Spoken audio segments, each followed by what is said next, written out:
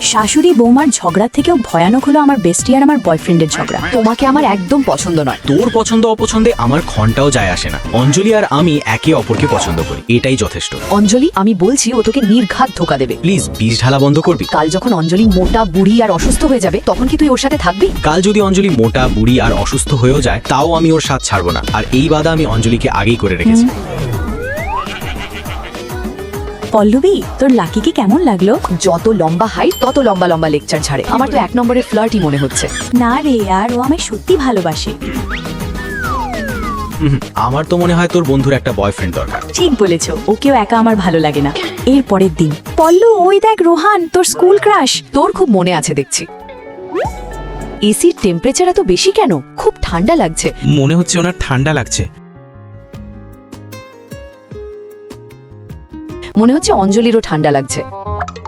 রানী, এবার আর ঠান্ডা লাগবে না। বেচারির একটা রাবার ব্যান্ড দরকার। টেনশন নিস না, আমি আছি তো।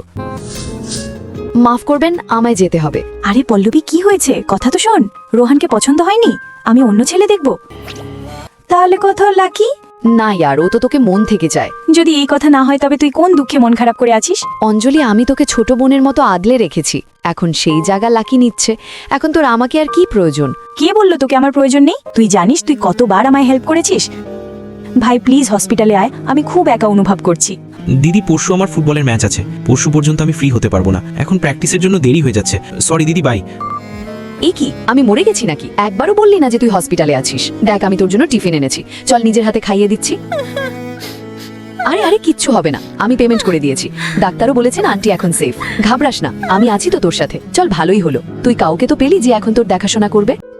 অঞ্জলি রানী, পল্লবী কি সাথে যাবে নাকি ক্যাব বুক করে দেবো?